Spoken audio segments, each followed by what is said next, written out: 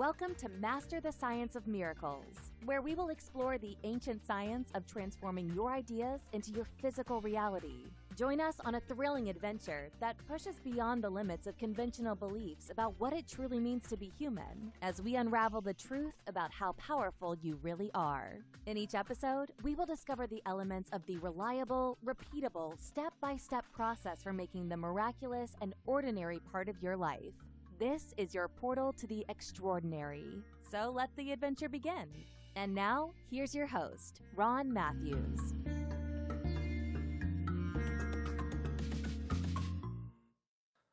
Over 10,000 years ago, a society existed that had completely eliminated all illness, poverty, and animosity from their culture.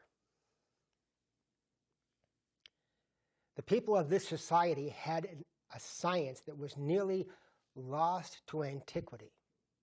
It was a science of harmonizing the three parts that all human beings are made of. And they freely shared this science with anyone that asked them for it. And so their influence began to grow and to spread.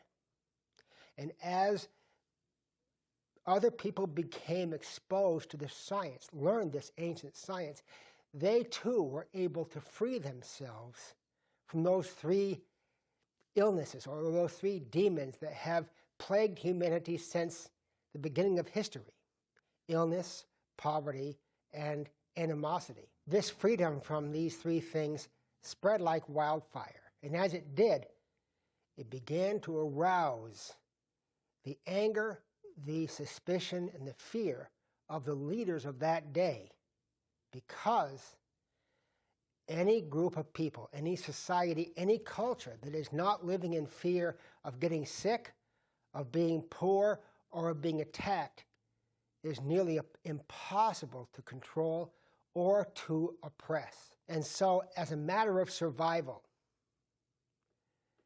these original keepers of this ancient science realized that the time was approaching when they and their descendants would be persecuted for no other reason than that they possessed this science, which was capable of freeing humanity. And so they scattered to the four corners of the earth.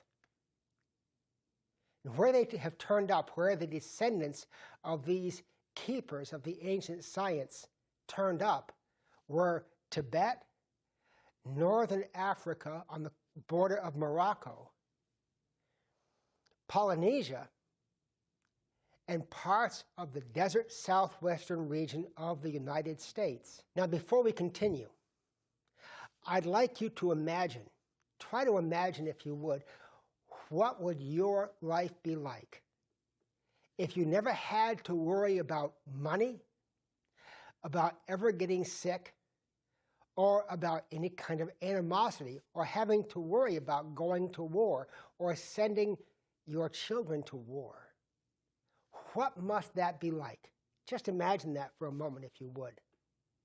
Now, what was different about these people? What was different about these keepers of the ancient science, that they were able to so completely transform their culture? Well, I can answer that question in one word: nothing.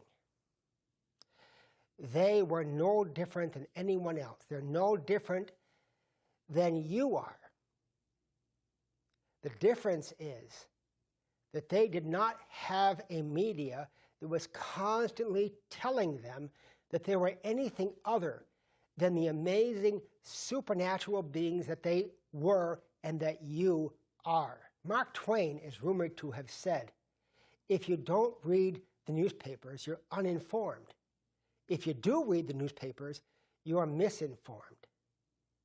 Now, whether he actually said that or not, that idea, that sentiment is even more true today than it was in Twain's time. We are constantly being told through commercial advertising, through our education system, through the media and the so-called news, that we are to be afraid. That's their job, is to keep humanity in fear.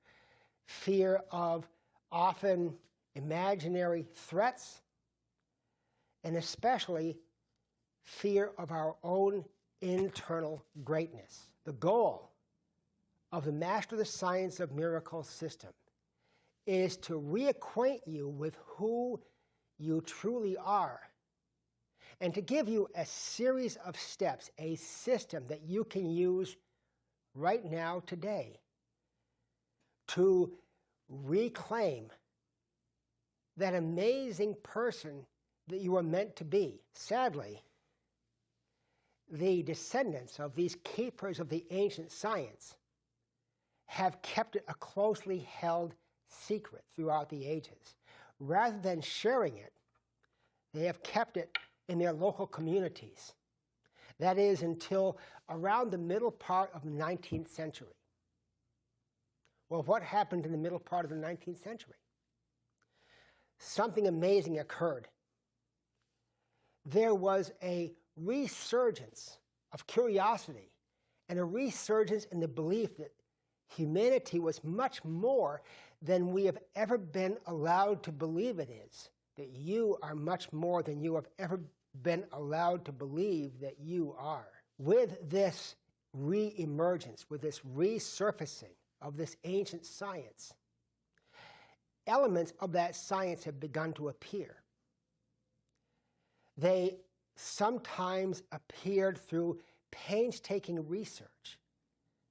Researchers, anthropologists, began to wonder about the practices of some of these extraordinary cultures. In other cases, it came through direct inspiration. And in very rare cases, the re-emergence of elements of this ancient science occurred because certain people were allowed to live among the descendants of the keepers of this ancient science. So the question is, are these modern-day self-help systems we're all very much aware of, are they actually elements of this ancient science? For instance, there are systems based on what we have come to know as the law of attraction. Now, the law of attraction states that you can manifest or you can create in your life whatever you focus your attention on.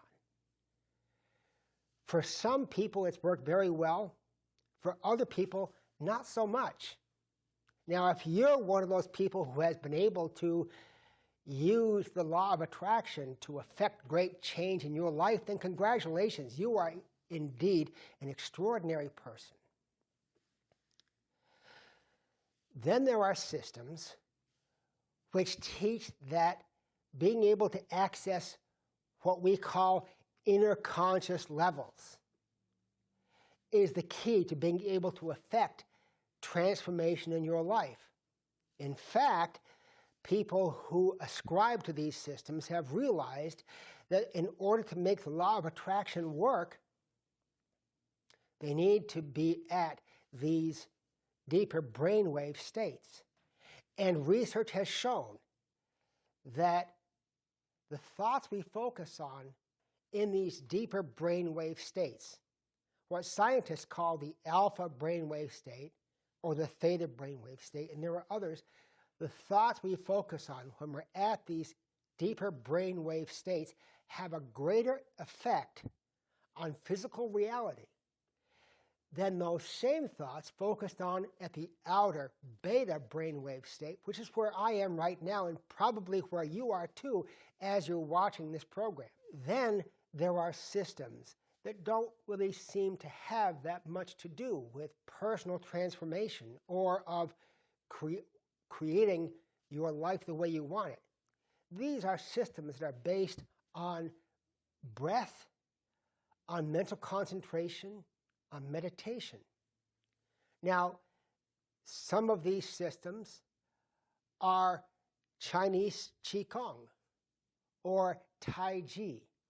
Certain elements of yoga contain elements of this process. And while these breath and mind-based systems may not seem at first blush to have much to do with personal transformation, as we begin to examine them, we discover they have a great deal to do with transmuting our thoughts into our physical reality. I'm going to say that again, of transmuting our thoughts into our physical reality. Finally, there are systems that might be called prayer-based systems.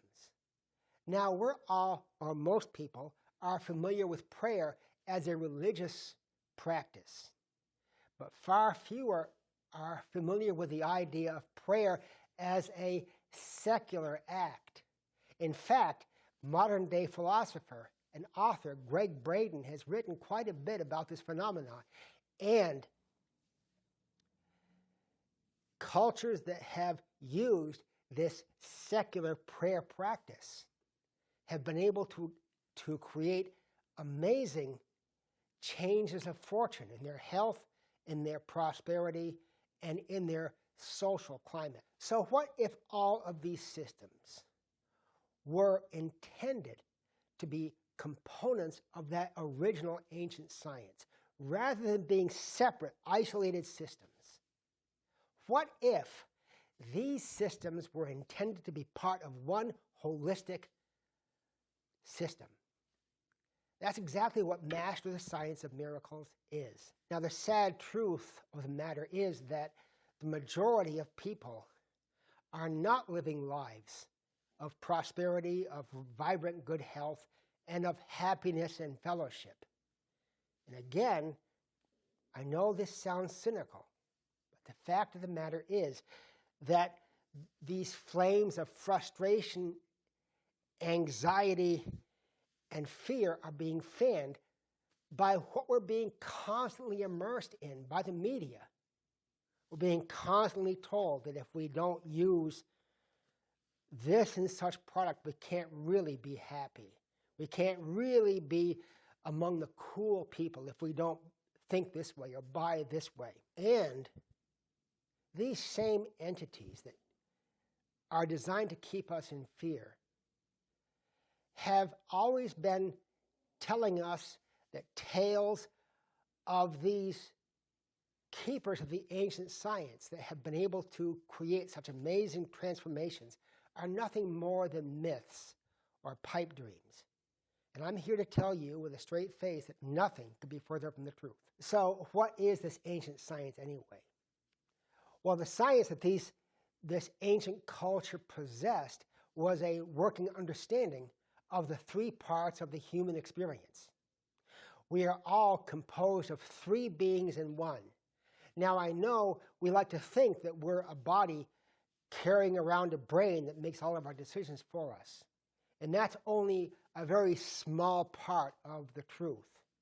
The truth is that we are far, far more than that. So before I proceed, let's define what a miracle is. The Merriam-Webster Unabridged Dictionary defines a miracle as an accomplishment or occurrence so outstanding or unusual as to seem beyond human capability or endeavor. Now, let me explain why I believe that definition is completely false. It's a definition which has an agenda. In point of fact, nothing is beyond human capability or endeavor. We have been made to believe that it is. And in the words of the late Jose Silva, what you believe is your reality. We've all been educated to believe that we are ordinary, that we are just a little bit more than smart monkeys. And of course, there's a reason for that. Because if we realized how powerful we truly are, we would not be needful of anything.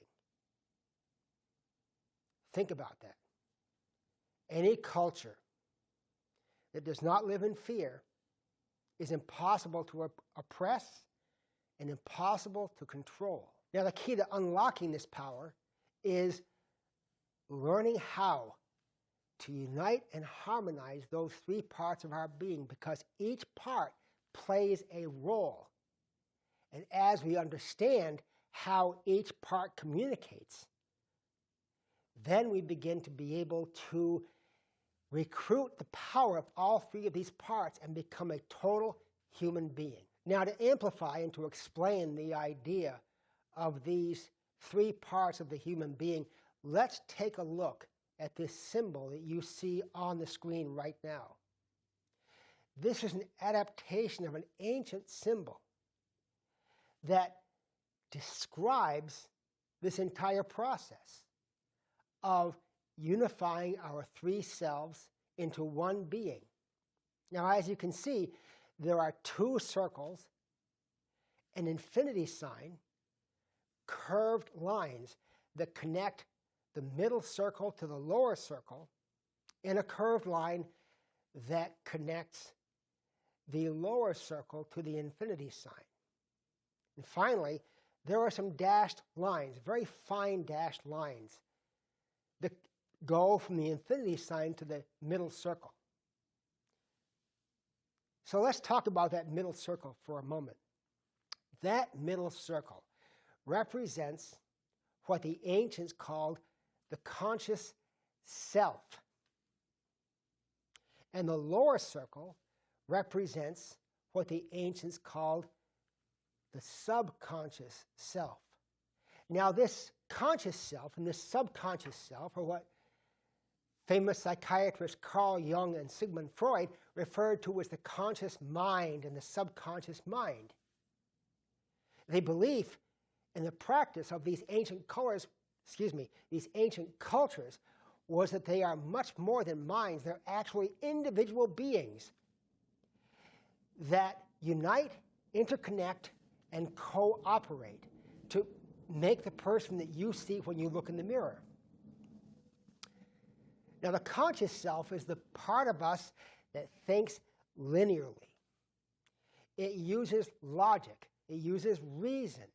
It communicates using language. It balances the checkbook. But most importantly, for our purposes here in the Master of the Science of Miracles system, the conscious self is the part of us that generates ideas.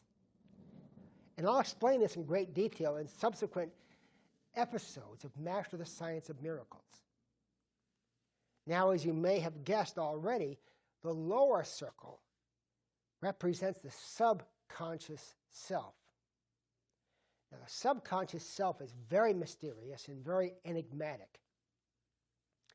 It's very mysterious because it does not communicate using language. Whatever your first language is, your subconscious mind does not communicate using that. So in my case, my first language is English. It does not communicate using English.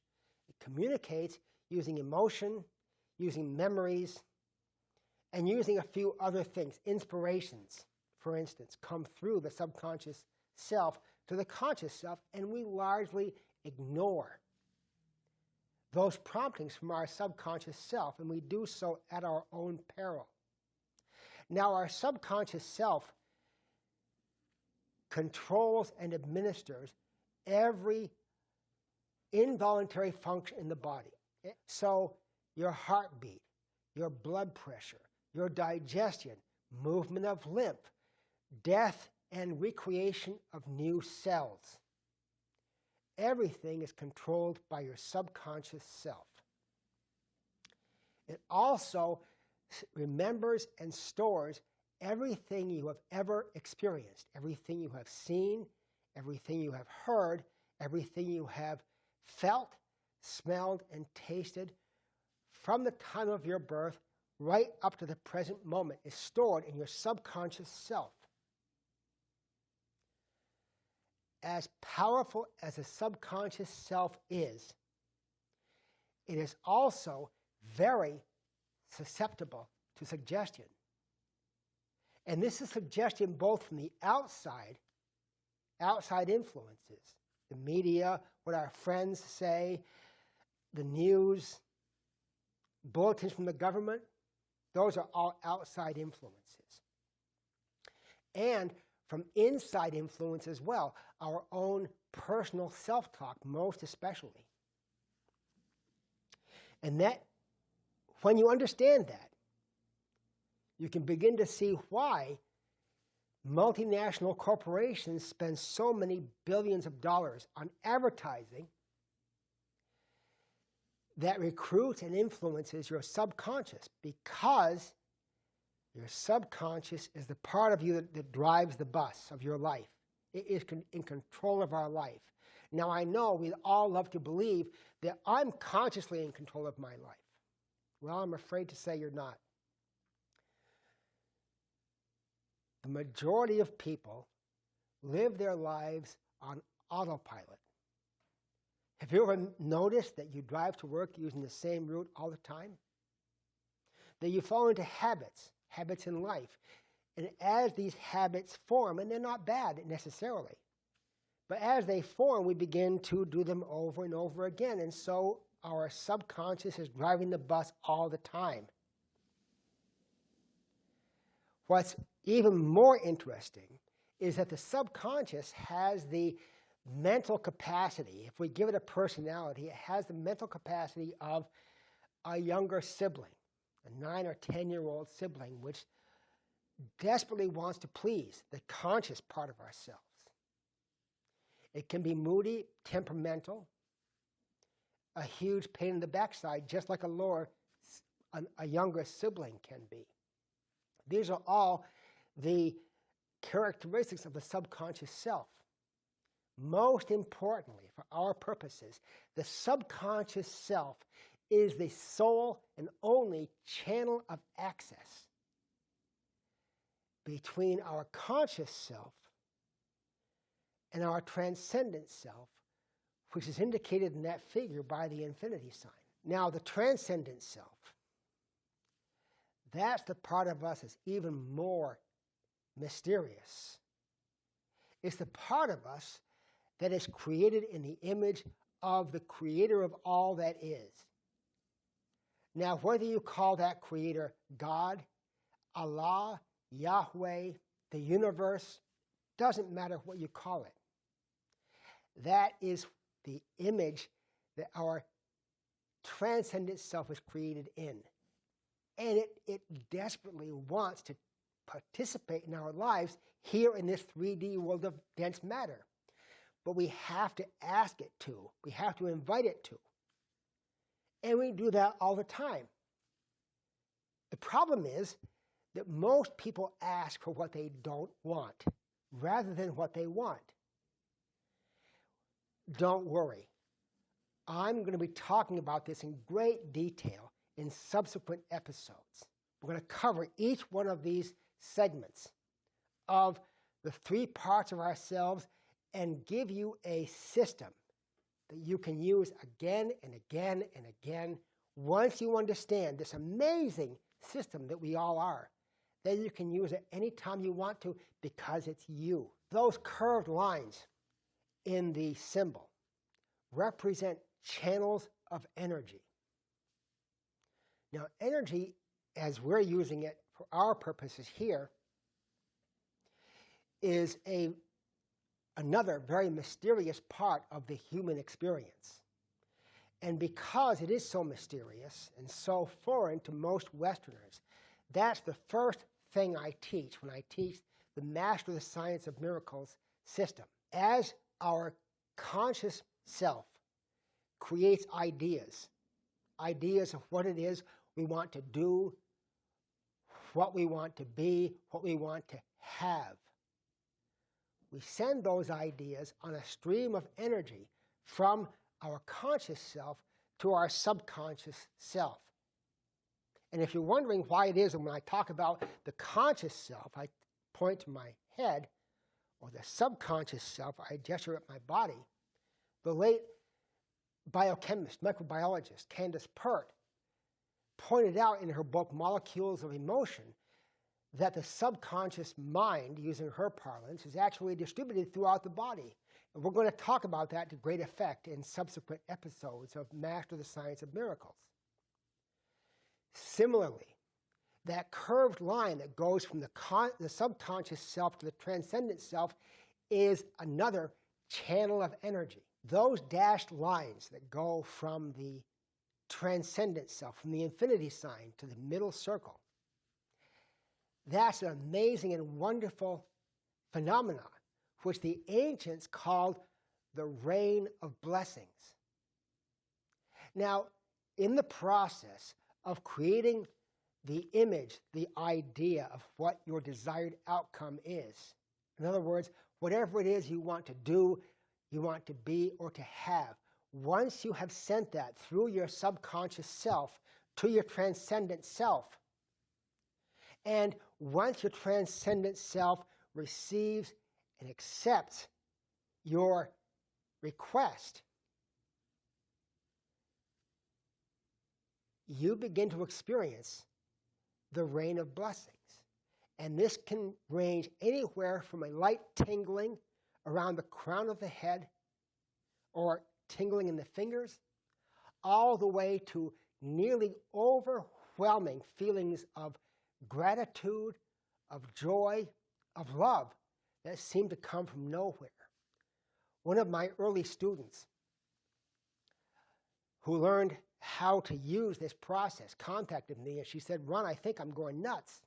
And I said, "What's up?" And she said, "Every time I do what you said, I go to this quiet place, this meditative state that I'm going to teach you how to do too. Every time I go there and I begin to think about what I desire the way you told me to, within 30 seconds, my eyes are just flooding with tears, and I'm overwhelmed with this sense of joy. I don't know what's going on." I said, "Well, congratulations, my darling. You have been touched by your transcendent self. That is the rain of blessings." In bringing this system to you, in bringing Master the Science of Miracles to you, I'm standing on the shoulders of giants, because so many people that have gone before me have paved the way, have resonated with this spirit of the age, the spirit of enlightenment that emerged in the middle part of the 20th century. I would be remiss to not pay homage to them here. Luminaries such as Abdu'l-Baha, Max Freedom Long, Jose Silva, world-famous energy healer Donna Eden, Raymond Grace, C.W. Leadbeater, and George Gurdjieff. Now, as I mentioned previously, in the next episode, I'm going to go into detail about energy, how it animates our bodies, and how we can cultivate and build up the excess charge of energy that we need to be able to make this process work. Thank you so much for watching. I hope that you've had as much fun watching this program as I have had presenting it to you. And until next week, until next episode, make miracles an ordinary part of your life. Bye-bye for now.